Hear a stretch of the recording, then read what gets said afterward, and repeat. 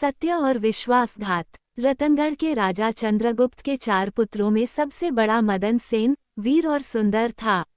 उसकी पत्नी चंद्रप्रभा रूप और गुणों में अनुपम थी, किंतु अहंकारी थी। एक दिन राजा ने किसी अपराध पर क्रोधित होकर मदन सेन को 12 वर्षों के लिए देश निकाला दे दिया। मदन सेन जब उदास होकर महल पहुंचा तो चंद्रप्रभा ने कारण पूछा। जब उसे पता चला कि राजा ने देश निकाला दे दिया है तो वह रोने लगी और जिद करने लगी कि वह भी अपने पति के साथ जाएगी। मदन सेन ने बहुत समझाया कि जंगल के कष्ट सहना उसके लिए कठिन होगा, लेकिन चंद्रप्रभा अडिग रही। अंततः दोनों ने महल छोड़ दिया। जंगल में यात्रा के दौरान एक दिन वे थककर एक वट वृक्ष के नीचे सो गए। तभी एक विषैला सर्प आया और चंद्रप्रभा को डस लिया। उसकी हालत बिगड़ने लगी। मदन सेन विलाप करने लगा। उसी समय शिव और पार्वती वहां से गुजरे। पार्वती ने मदन सेन की करुणा देख भगवान शिव से उसे सहायता देने का अनुरोध किया। शिव ने मदन सेन से पूछा कि क्या वह अपनी आधी आयु देकर चंद्रप्रभा को जीवनदान देना चाहता है। मदन सेन ने सहर्ष स्वीकार किया। शिव ने संकल्प कराया कि जब चाहे वह अपनी दी गई आयु वापस ले सकता है, किंतु ये रहस्य चंद्रप्रभा को नहीं बताना था। जल छिड़कते ही चंद्रप्रभा जीवित हो गई।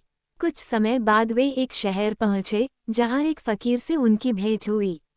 जब मदन सेन पानी लेने गया तो चंद्रप्रभा फकीर के सौंदर्य पर मोहित हो गई। उसने पति को धोखा देने का निश्चय किया। जब मदन सेन लौटा तो चंद्रप्रभा ने उसे पानी लेने कुएं पर भेजा और पीछे से धक्का देकर गिरा दिया। फिर वह फकीर के साथ चली गई। दैवयोग से मदन सेन कुएं में लटकी जंजीर पकड़कर बच गया। उसी समय बंजारों का एक काफिला वहां से गुजरा और एक बंजारे ने उसे बचा लिया।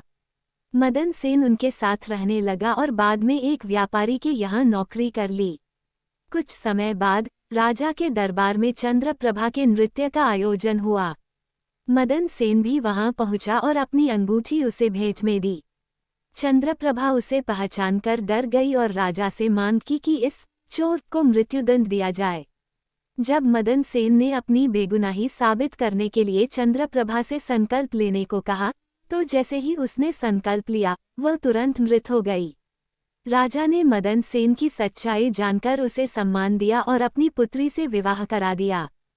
फकीर को मृत्युदंड दिया गया। निष्कर्ष, सत्य और ईमानदारी की सदा विजय होती है, जबकि झूठ और विश्वासघात अंततः विनाश की ओर ले